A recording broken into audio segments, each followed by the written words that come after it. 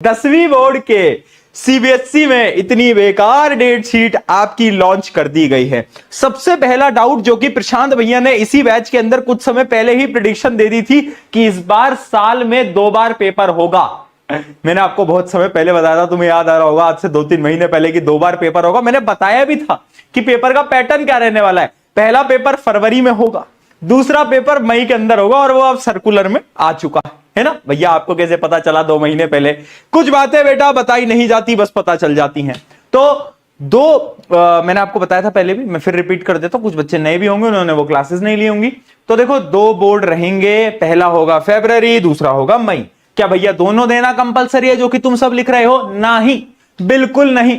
पहला देना कंपलसरी है, दूसरा सबके लिए देना कंपलसरी नहीं है। फिर भैया दूसरा कौन दे सकते हैं?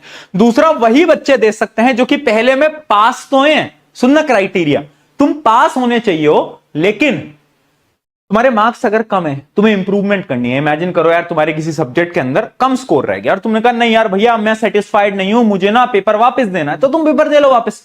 बट वैसे सेंस बनाएगी नहीं ये चीज, क्योंकि अगर तुम पास हो चुके हो तो नंबर थोड़े बहुत कम नीचे रह भी जाते हैं तो कोई बड़ी चीज नहीं है ना। 4-5 नंबर ऊपर नीचे हो जाएंगे, उससे क्या ही हो जाएगा। अब तुम्हें बोलोगे भैया इमेजिन करो मैंने दूसरा पेपर दिया और उसके अंदर मेरे मार्क्स कम रह गए, तो टेंशन नहीं लेनी है, क्योंकि बेस्ट ऑफ 2 काउंट किया जाएगा। जिसके अंदर आपके ज्यादा नंबर होंगे वही माने जाएंगे, ठीक है। तो ये एक अच्छी चीज भी है, थोड़ी बुरी चीज भी है।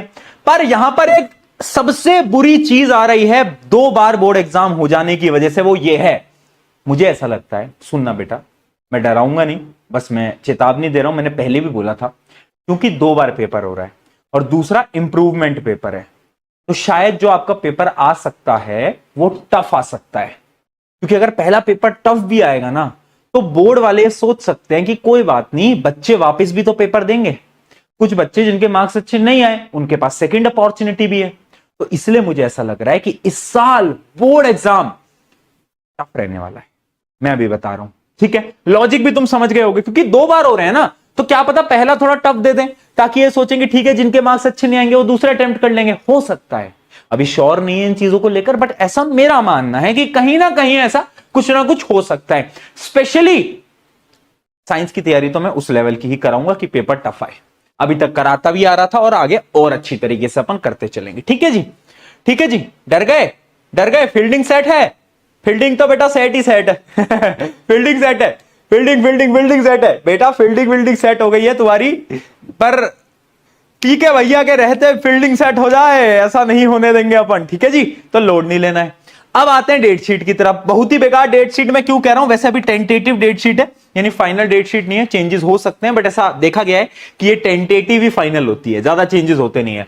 पहला पेपर मेरे हिसाब से मैथ्स का है आपका, है ना।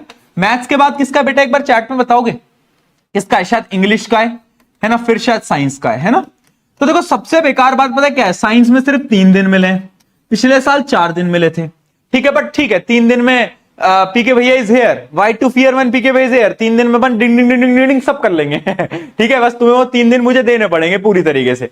उसके अलावा इंग्लिश में बहुत कम गैप है। चलो मैथ्स का तो पहला ही पेपर है, तो मैं आपको सजेस्ट करूंगा भैया 7 दिन बैठ के मैथ पढ़ लेना। मैथ का पेपर पिछले साल बहुत टफ आया था, स्पेशली स्टैंडर्ड वाले तुम थोड़ा तैयार रहना, ठीक है। फिर अगर मैं बात करता हूं साइंस की, साइंस में तो अपन करा ही लेंगे, उसमें लोड नहीं लेने मेरे हिसाब से। उसके बाद तुम्हें सिर्फ 1 दिन की छुट्टी मिल रही है और तुम्हारा आईटी एआई का वाला पेपर है ना। तो भैया इतना कम गैप, इतना कम गैप कौन देता है? फिर शायद 2 दिन की छुट्टी मिल रही है और उसके बाद शायद तुम्हारा हिंदी का पेपर है, ऐसी कुछ है डेट शीट, है ना। तो भाई अब हिंदी आ गया, लो यार, और उसमें भी इतना कम गैप। तो गैप्स बहुत कम है बेटा, बहुत कम गैप्स मिले। पिछले साल 7-7 दिन का गैप भी मिला था मैथ के पेपर में, पिछले साल 10 दिन दिए गए थे। 10 दिन क्या होते हैं भाई, 10 दिन तो। बट इस साल बहुत कम गैप मिला है ना। एसएसटी में 4 दिन का गैप मिला है, जो कि ठीक है। एसएसटी के लिए 4 दिन का गैप पिछले साल भी मिला था, ठीक है ना। 4 दिन में तुम अच्छे से पढ़ सकते हो। तो मेरे हिसाब से डेट शीट थोड़ी बेटर हो सकती थी। शायद हिंदी इंग्लिश के अंदर हमें गैप्स ज्यादा देने चाहिए थे, एटलीस्ट 3-3, 4-4 दिन के हिंदी इंग्लिश के गैप होने चाहिए थे। 4 दिन से कम गैप दे रहे हैं, और अगर पेपर टफ आ गया तो बहुत दिक्कत है, ठीक है। चलो बट कोई बात नहीं, नेक्स्ट टॉपर की पूरी टीम साथ में। घबरा काहे रहे हो तुम, हैं? क्या हो गया भाई, इतना परेशान काहे? क्या हो गया भाई, बताओगे जरा, क्या लिख रहे हैं चैट के अंदर?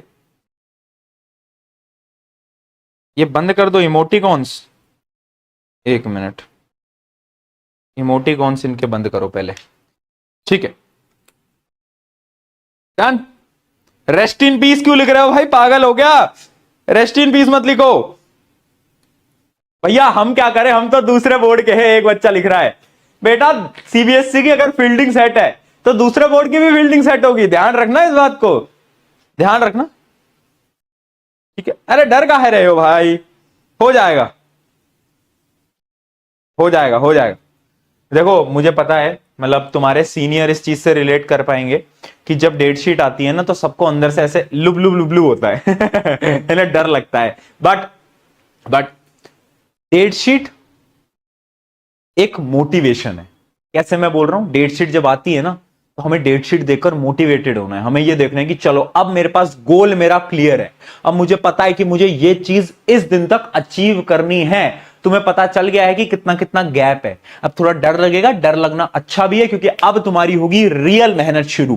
तो अब लग जाओ, रियल मेहनत यहां से अपनी शुरू हो जाएगी, राइट?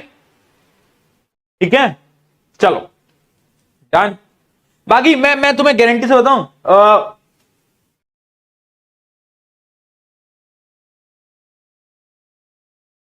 ज्यादा लोड नहीं लेना, अपन देख लेंगे सब।